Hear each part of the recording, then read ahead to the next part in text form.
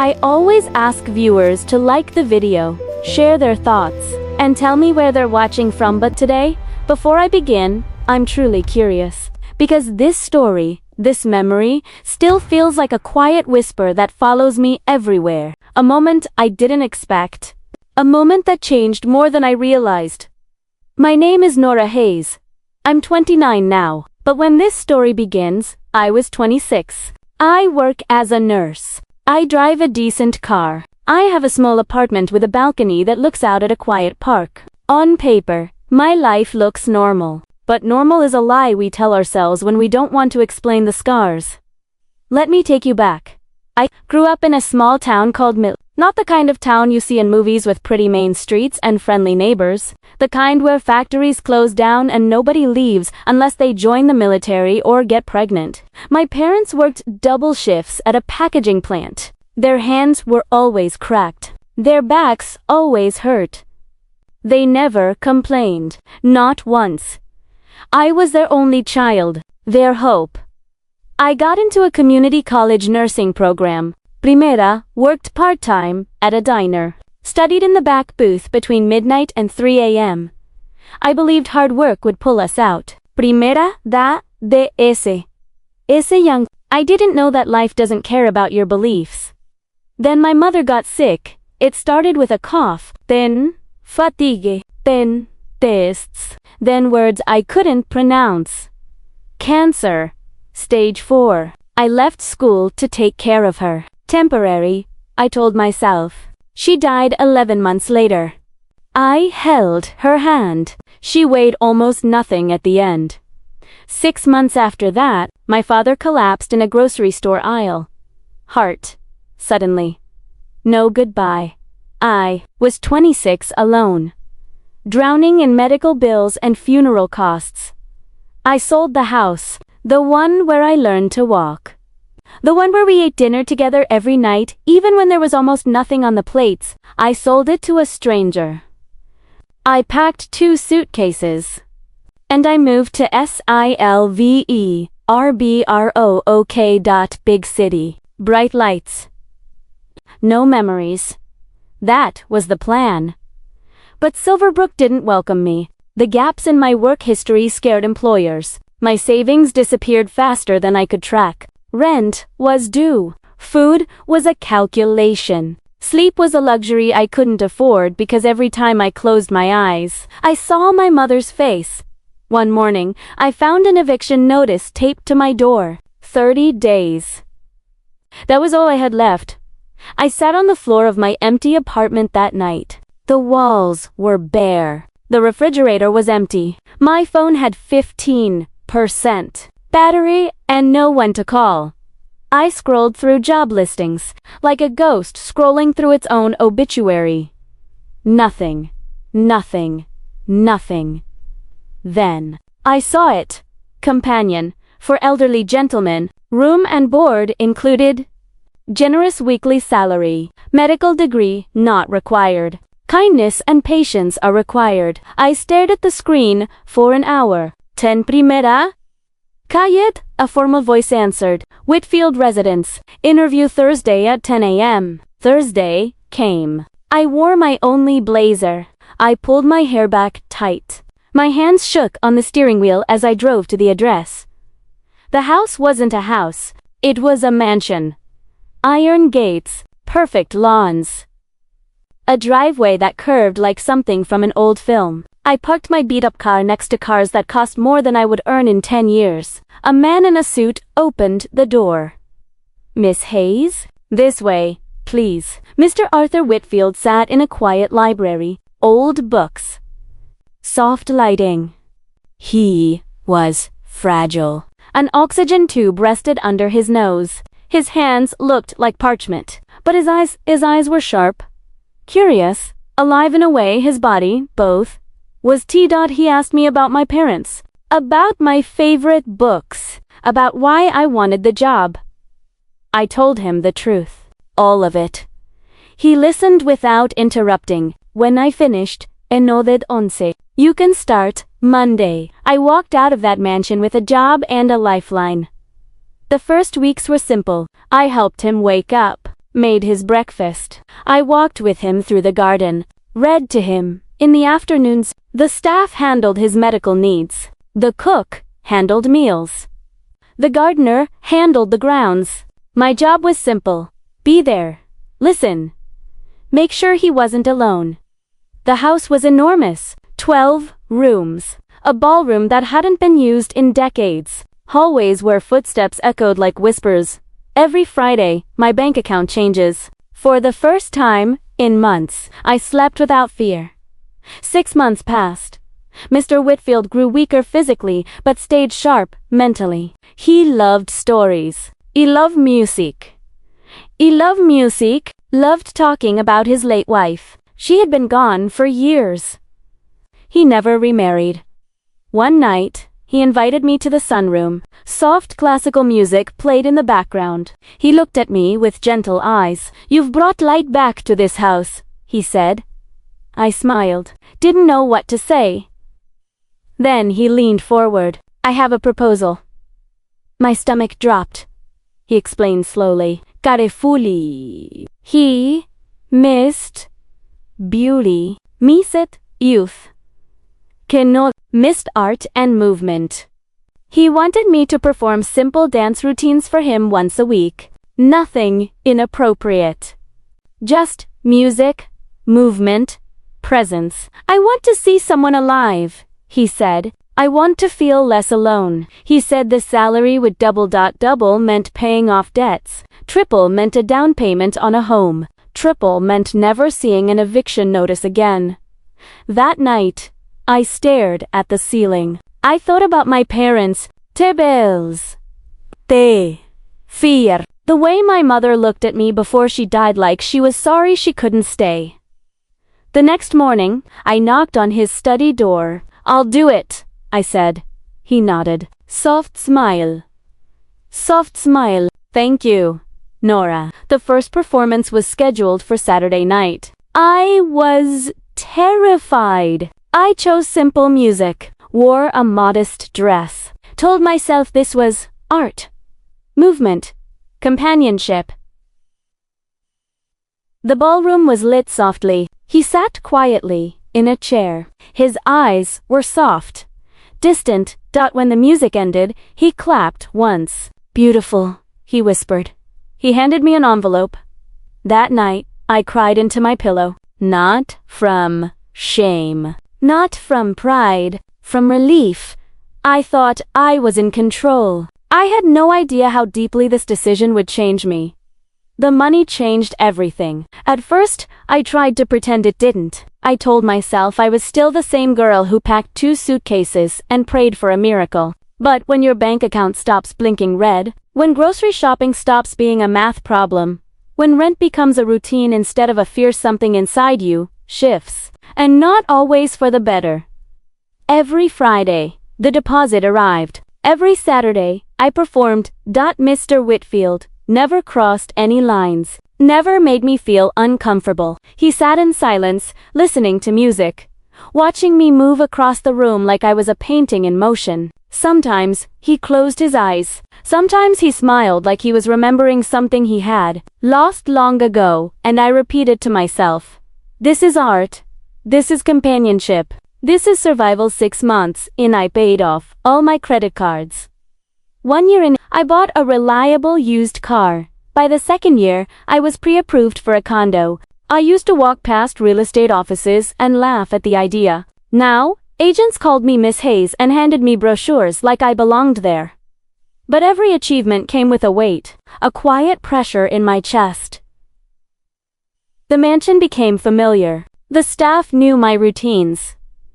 The cook saved me extra desserts. The gardener told me stories about the neighborhood. The nurse watched me carefully but never asked questions. Mr. Whitfield looked forward to Saturdays, like they were holidays. He wore tailored suits, combed his hair carefully, listened to records from decades ago. One night, he asked me to perform in the garden. Colored lights strung through the trees, soft violin music mixed with the sound of crickets. I walked barefoot on cool stone, feeling the earth under my feet. The air smelled like roses and night.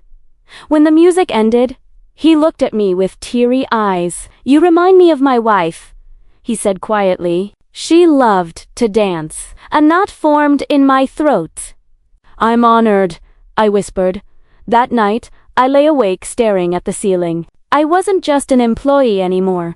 I was a living memory for a lonely old man who had lost everything, and that scared me more than being poor ever had. The second year changed me. I started studying dance online, added scarves, accessories, lighting effects to make it more artistic. I wasn't just moving anymore, was telling stories, emotions, memories. And the money kept growing. The day I signed the papers for my condo, I sat in my car and sobbed. Not quiet tears of fear. Loud, shaky sobs of disbelief. The girl who almost got evicted now owned a home that Saturday, I told Mr. Whitfield. He smiled with pride and handed me another envelope. A celebration gift. He said, "I didn't open it until I reached my room. $10,000. I stared at the bills like they weren't real. That night, while performing, I caught my reflection in the ballroom mirror. I barely recognized myself. I looked confident, serene, successful. But inside, I felt like a character playing someone else's life. Then his nephew arrived. Julian Whitfield. Young, sharp, suspicious. A law student with eyes that missed nothing. The first time he saw me, he shook my hand politely, then looked around the room like he was taking inventory. "What exactly do you do here?" he asked. "I'm his companion," I said. I read to him. Keep him company. He didn't look convinced till next week. Mr. Whitfield quietly changed our routine. Performances stopped when family visited, he said. I felt relieved. And afraid. Relieved because I didn't want to explain anything. Afraid because it meant someone was watching. Winter hit hard. Mr. Whitfield caught pneumonia. He spent 3 weeks in the hospital. I visited every day. Read to him. Held, isand, reminded him about the garden and the music. One day, the doctor pulled me aside. He doesn't have much time. When he returned home, he was weaker than ever. His voice was softer. His hands trembled. One night, he asked for one last performance. "I want to hear our favorite song," he said. I chose an old record he loved. Wore a simple black dress. Nothing fancy. Nothing dramatic. I moved slowly, gently, like I was telling a story of goodbye without using words. When the music ended, I sat beside him. He placed his hand over mine. "You saved me from loneliness," he whispered. "Don't ever forget that." 2 days later, he passed away peacefully in his sleep. The funeral was crowded. Politicians, business leaders, people I had only seen in magazines filled the room. A string quartet played softly. Speeches praised his philanthropy and legacy. I stood in the back, dressed in black, feeling invisible and exposed at the same time. After the ceremony, a lawyer approached me. "Miss Hayes, please, come with me." In a private room, he read the will. Donations to charities, bonuses for staff, family inheritances. Then he looked at me. "To Nora Hayes, companion. I leave $500,000 and my late wife's pearl necklace." The room went silent. Julian stared at me like I had stolen something that wasn't mine. I went to the bathroom and cried. The pearls felt cold against my skin. I never saw Mr. Whitfield as a benefactor. I saw him as a lonely man who needed someone to witness his existence. And now his final act has changed my life forever. I resigned the next day. I packed my room, left a note on his desk. "Thank you for trusting me." Then I drove to my new apartment with boxers in the back seat, and a future I didn't know how to feel about. I had everything I had ever dreamed of, and yet I had never felt more lost. Moving into my condo felt unreal. For years, I had dreamed of a place that was truly mine. Now I had 2 bedrooms, a balcony overlooking a small park, a silence that no longer felt dangerous. but the silence was loud. The first night, I sat on the floor surrounded by boxers and stared at the walls. No staff. No mansion. Hallways. No scheduled music. Just me, waiting for happiness to wash over me. Instead, I felt heavy. The money was real. The apartment was real. The car parked outside was mine, but the memories tangled in my mind. Every time I looked at the pearl necklace, I saw Mr. Whitfield sitting quietly in his chair, watching, remembering his wife. I asked myself if I had taken advantage of him. I asked myself if I had saved him, but fell through. I tried dating. A guy from the gym asked me out. He was kind? Seriously? Normal. He asked about my work history. I told him I had been a caregiver. He nodded and changed the subject. He never knew the full story. I didn't want him to. But at night, I woke up around 3 a.m. with music in my head. I would stand in the dark living room, moving slowly in my pajamas. Then I would stop, ashamed. I wasn't performing anymore, so why did it still feel like someone was watching? That's when I decided to try therapy. My therapist was calm, patient, non-judgmental. When I told her everything, the eviction, the job, the performances, the money, I expected her to be shocked or disgusted. Instead, she said, "You survived. That matters." I didn't know I needed to hear that until I started crying. She helped me separate guilt from survival, gratitude from shame. She told me that my choices didn't erase who I was. They revealed how strong I had to be. Slowly, the nightmares softened.